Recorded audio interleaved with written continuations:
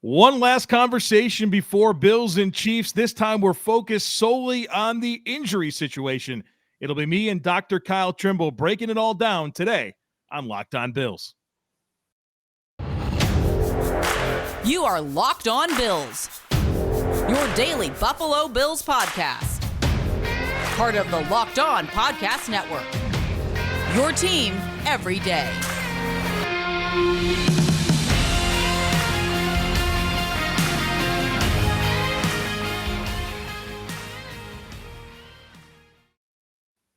What's up, Bills Mafia? It's Joe Marino from the Draft Network, and I'm your host of Locked On Bills.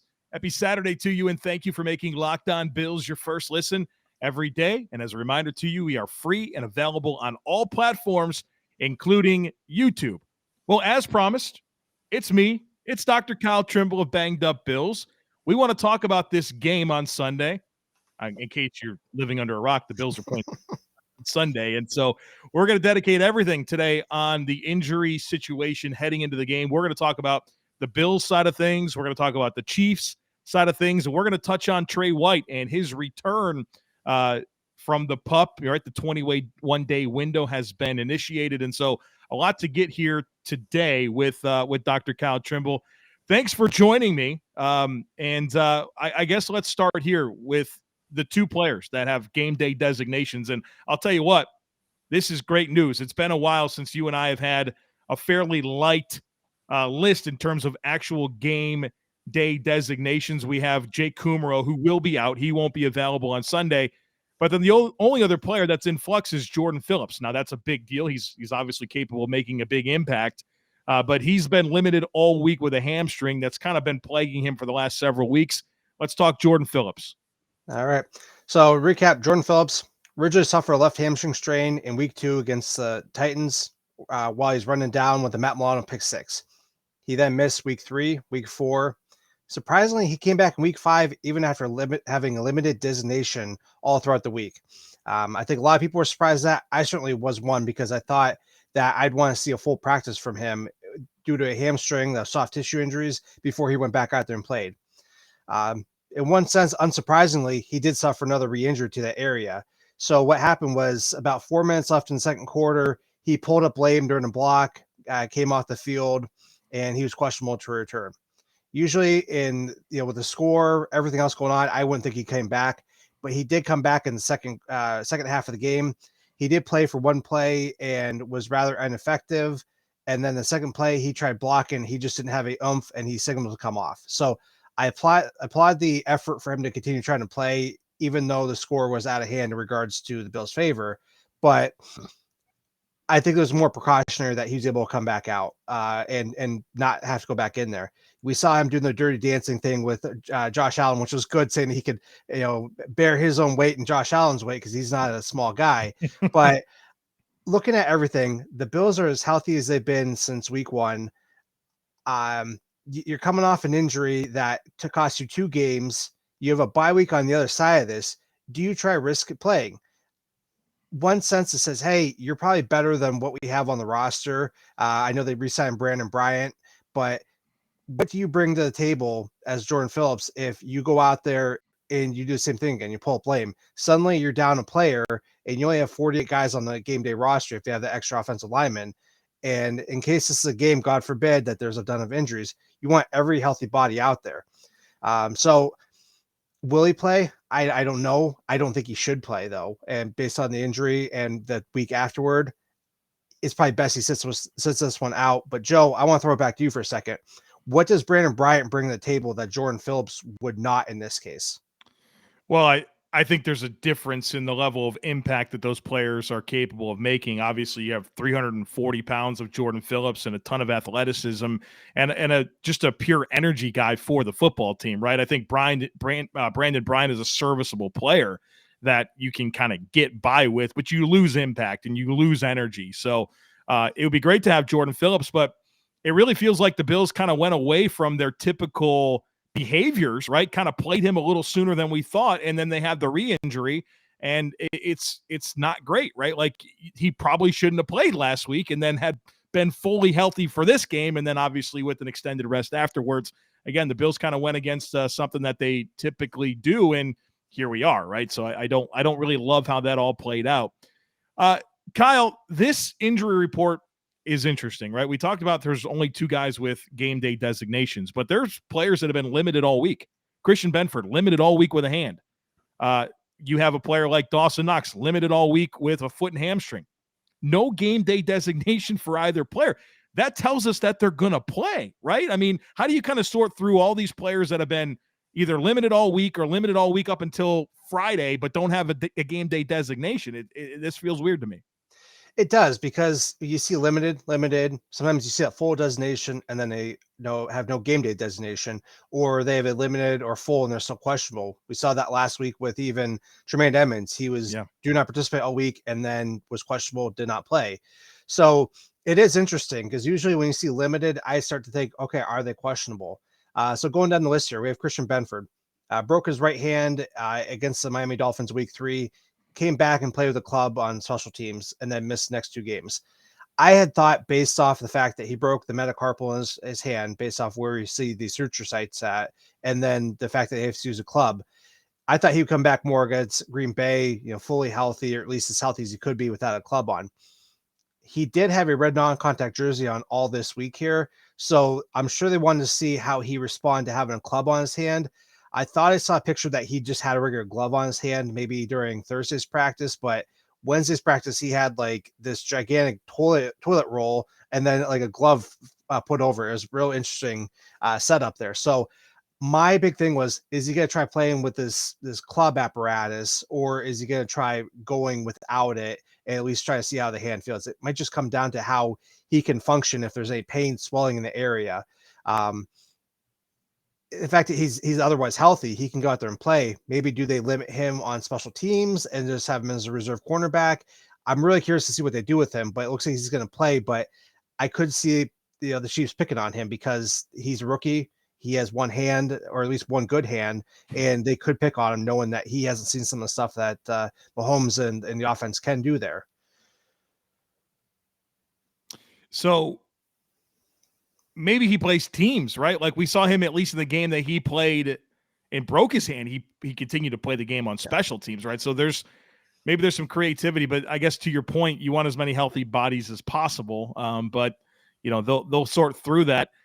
What about Dawson Knox? Like, what are your expectations here? Knox has played well against the Chiefs. Typically, I think he'd be a major asset. But it's been a lot of different injuries this year, and obviously not really a whole full week of preparation to get ready in terms of practice participation. He's been known to play through injuries. He had the injuries in college coming in. I don't know that necessarily dropped his draft stock. You know better than I would, but he's been known to play through injuries throughout his entire career. And he was even on the Western podcast. I didn't hear the whole thing, but there's a clip out there where he's talking about how an ankle injury could lead to a hamstring injury. And he said turf toe could lead to other issues. So like, he knows how the one injury can kind of lead to another one. And we do see compensation patterns with injuries here. So I don't know whether his foot injury was causing the hamstring injury, because we know it was a right foot injury sustained against the Titans week 2. I don't know if that was causing the hamstring issue. He did go into the blue medical tent in week 4 at the beginning of the game against the Ravens. He's going to try gutting through that, but they might move some different guys in and out of the tight end position. We've seen Quentin Morris starting to rise up. We've seen Tommy Sweeney available, though he could be inactive. They have Reggie Gilliam, who have gotten in the offense. So Knox might be that red zone threat that they get out there, or they just might limit his snaps. But I don't like that he's having to play through his injuries, but he's still a better option than what we have on the roster. So it might just be kind of limiting what he can do to get out there, but still be a threat. Any other Bills players that have been limited that you feel we should touch on here to be aware of dynamics entering Sunday? The other big one is Jordan Poyer. Coming in with the rib injury, he did practice on full on Friday, which is great to see. I was contemplating what else could be going on with the ribs there, because they held him out last week, and there's that report from one of the Pittsburgh media guys that he was kind of incensed the fact that they held up Poyer because the Bills saw that the Steelers were an inferior opponent in his eyes, which, looking back at the score, they kind of were. But I'm glad we have that ability, that depth to rest guys like that, the cap space, and get guys in there, get that experience, so guys like that can rest. But it's interesting that Poyer fell on his back how he did. So that suggested maybe there was more of an injury going on, not so much a cartilage injury because that's more in the front there, but there could be a cracked rib in the back, or he might have just had a really trouble, twisting and rotating the things he needed to do as a safety. So I'll be curious to see how he goes, but this guy's tough as nails. He's played through all sorts of different injuries throughout his career. The guy had a lacerated kidney before Buffalo. Granted, he didn't play through that, but that dude is tough. So even if he does have a broken rib or something in there, he's going to play and he's going to give it his all, knowing he has a bye week on the other side. I want to sneak one last one in here regarding Tremaine Edmonds, because if my memory serves me correctly, Friday was the first time that he was a full participant in practice in 2 weeks. He's good to go. Any concerns there? There's always concern when you have a hamstring coming off of that, but if he's able to go in full, it was interesting that he was questionable last week despite not practicing. So my guess is that he's probably closer to 100% than even last week, obviously, because there's an extra week there. But just the fact that he's able to go in full and limited, and keep in mind, limited, you could miss one repetition or one rep or whatever and still be considered limited. So they might have held him out one drill just to make sure, and then get him full to make sure he can be good to go. There's always a chance to re-injure that stuff. But historically, I've seen that the Bills, they typically don't have re-injuries with their hamstrings or calves too often. We saw it with Tim Settle earlier this year. We saw it with Jordan Phillips. It can and does happen, but we don't see guys managing these injuries, constantly throughout the season. So it's like, if they're going to have this injury, they're going to deal with it, and then usually it doesn't pop up later, or at least publicly that we know of.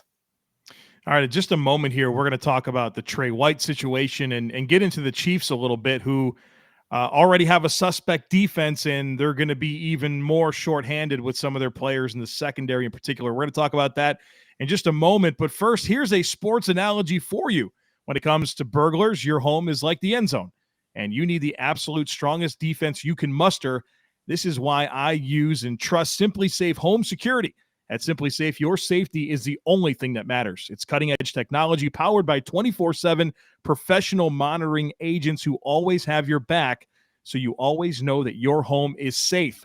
SimpliSafe blankets your home in protection with advanced sensors for every room, window, and door. They have HD security cameras for inside and outside your home, smarter ways to detect motion that only alert you when a threat is real, and even hazard sensors that instantly detect fires, floods, and other threats to your home.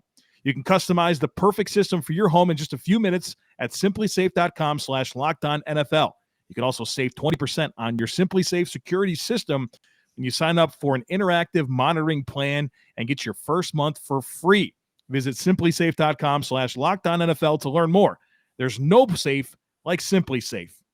BetOnline.net is your number one source for football betting information this season. You can find all the latest player developments, team matchups, news, podcasts, and in-depth articles and analysis on every game that you can find. And as always, BetOnline remains your continued source for all your sports wagering information with live betting and up-to-the-minute scores for every sport out there. It's the fastest and easiest way to check in on all your favorite games and events, including MLB, MMA, boxing, and golf. So head to betonline.net or use your mobile device to learn more about the trends and the action. It's BetOnline, and it's where the game starts. All right, Kyle, let's get into some conversation on the Kansas City Chiefs. This secondary is banged up. They've got two guys out. Rashad Fenton, who's a starting corner, and Brian Cook, who is their third safety that they like to play some three safety looks. Meanwhile, you have Trent McDuffie, their rookie first-round pick, who played in week one and played well, and he has a chance to potentially play this Sunday, although there's some reports out there that he may not be available, and that's going to put Kansas City with two rookies potentially at corner, and Jalen Watson, a seventh-round pick, and fourth-round pick Josh Williams up against this Bills passing attack. Let's talk about it. What can you tell us about these Chiefs and their injury situation entering Sunday? So, like you mentioned, the players that are already out, Fenton, he's appeared to suffer the hamstring injury against the Raiders sometime in the second half. I didn't exactly see the play, but when you do not participate on a short week and you play the position as cornerback there, that's going to be really hard to get out there. Even if he wanted to get out there, let's say in a playoff matchup, he would still be exposed badly. He wouldn't be able to backpedal as efficiently. He wouldn't be able to cut. He wouldn't be able to stay man-to-man. He would be a liability out in the secondary. So for the Bills' sake, it's great that he's not out there, but looking through Twitter mentions, I don't think Chiefs fans are a huge fan of him to begin with. It seems like he was getting burned pretty good on Monday, but that might just be bias of Chiefs fans. But either way, that's an experienced cornerback that can't even stick with, the Bills wide receiver number 1 or 2. And then you got safety Brian Cook, also suffered a concussion against the Raiders from what I found, as he was not on the injury report last week. Like you said, this could be a big loss because he is versatile. And then Trent McDuffie, he suffered the hamstring strain week 1, put on injury reserve, signifying there was at least a pretty severe grade 1 or low grade 2. It's that kind of timeline where they wanted to give him. You see hamstrings happen anywhere 2-3 weeks, and then you're looking at the grade 2s 4 to 6 weeks, or sometimes even 8 there. So that's where I kind of said maybe it's a severe grade 1, moderate grade 2, mild grade 2. The big thing is whether they want to activate him. They have until 4 p.m. on Saturday to activate him. I don't know if that's gamesmanship, but they were talking about maybe wanting to keep him an extra week there. So if he doesn't go, that's only beneficial to the Bills. But even if he does go, he is a rookie. I know he's a first-round draft pick, but he could still be picked on. But once again, he could be a healthier option than Fenton and Cook because they're not available. Yeah, it's a little bit like the Bills were going into that Dolphins game, just really shorthanded in the secondary. And, they don't have Willie Gay, who's suspended, and just a lot of pieces, like I talked about on the Friday show, just a lot of new pieces in that back seven altogether, a lot of young players. And, you're talking about Josh Allen, Stephon Diggs, Gabe Davis, Ken Dorsey's very dynamic passing offense. I feel like that's going to be a big X factor in this game. Let's talk about an X factor for the Bills, potentially not this week, but very soon. Mr. Tre'Davious White, 2-7. He has been cleared to practice. He started practicing this week. He had the red jersey on. I watched a lot of video of him moving around. It looks good to me, but you're the professional. I'd love for you to kind of walk us through this Trey White situation and what your expectations are going forward. It almost feels like a huge weight lift off my shoulders, and I'm sure Bills Mafia as well, because now we finally have an answer. Okay, Trey White is going to come back. We don't know exactly when, but he's out there practicing. He looks good, and there's hope. Not that there was hopelessness, but there's at least hope that he's going to come back and provide a spark for the secondary, because they've been banged up throughout the time already this season. So just a quick recap: towards ACL on Thanksgiving last year, had surgery about 3 weeks later. He was real close to being activated, according to what Brandon Beane had said. They brought it all the way down to the wire prior to cutdown days, and they elected to keep him on PUP for the first 4 weeks. That ended up extending into week 5, and they were wanting to bring him along slow. They said that there was doctor's appointments, things like that, but I also think they had some confidence in their secondary to say, hey, let's let this play out, see how it goes, and it's obviously been doing great despite the injuries. So from the video we've seen from, you got your Matt Marino, Sal Capaccio, John Scott, Thad Brown, everybody out there is taking video of this guy. So I've seen a lot of it. He's looking good. I'll say he's looking a lot better than he was in August, which is expected. He's building up more of that eccentric strength in his quadriceps to help slow him down. That also helps with acceleration, but he's able to control himself a lot better. He's cutting more fluidly. He's able to backpedal and pivot quickly. From quick views and on regular speed, I thought maybe he was a half step slower on the left side, but that also might be a critical eye, knowing that you're kind of looking for something to be wrong. If I slow down the video, I'm sure I could see that a little bit more, but can he function in a NFL defense? Absolutely. Can he go up against the best wide receivers? Yes, but he might get beat. And we've even seen the best cornerbacks get beat from time to time there. So the fact that they're waiting a little bit longer, I'm okay with it. The schedule gets softer after week 8, which is nice. So that might be a good time to transition in. I don't know whether they want to bring him back in week 8 against the Packers. It's a pretty big primetime game. The adrenaline could be up there. Based off the 21-day timeline, they could elect him to say, let's keep you out week 8 and then activate you right after the fact and kind of see where injuries lie, and then get him back out there for week 9 against the Jets there. So if he comes back in week 8, great. If he comes back in week 9, either way, we're going to be winning with him. But I don't see him performing the lion's share snaps. I don't see that until December, just because he has to harden his body up, like Brandon Beane said. Yeah. He has to ramp up. Yes, callous himself up. That's the right phrasing there. Mm-hmm. So he needs that. He needs to get that in practice. He needs to get in that games.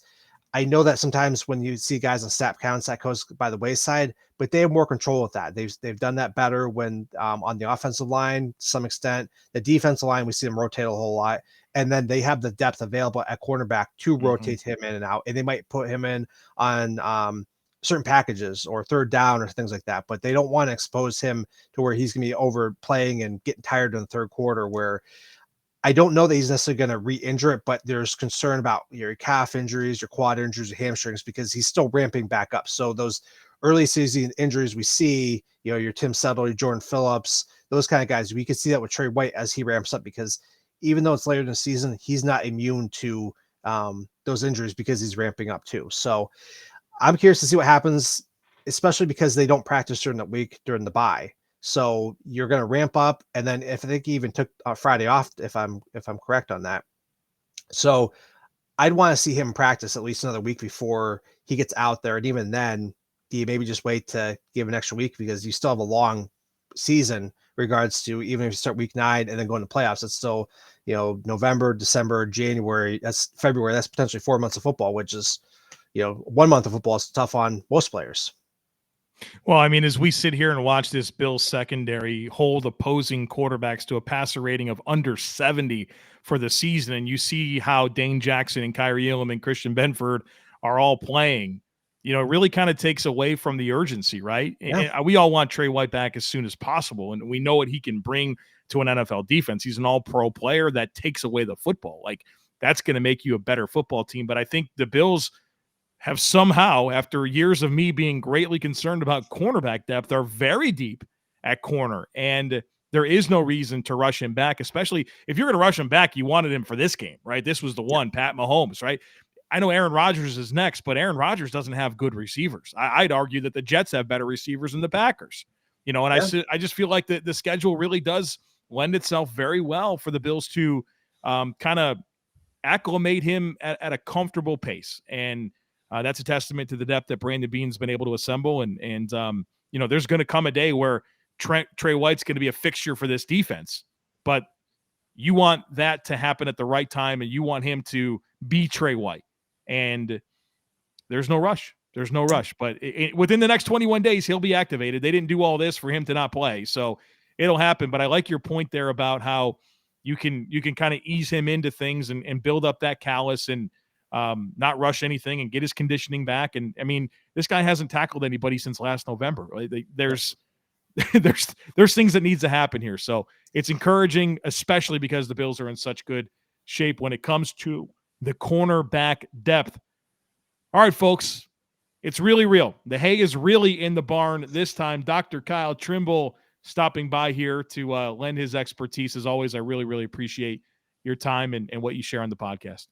Of course, Joe. As always, go Bills. All right, folks, go Bills. I'll catch up with you guys again after the game. I will be at the game again. Lot G, if you're in Kansas City, come by, say hello. I'll get back to the hotel as quickly as I can to get the post-game reaction to you. So I might need a little patience. I'm guessing it's going to be a little challenging getting out of Arrowhead. But as soon as I can, I'll get back and get the post-game pod to you. Hopefully it's a Victory Monday, and we can really enjoy 2 weeks of celebrating it, right, with the bye week ahead of us. So as always, I do kindly ask that you share, subscribe, rate, and review. Enjoy your weekend. Go Bills, and I look forward to catching up with you again on Monday.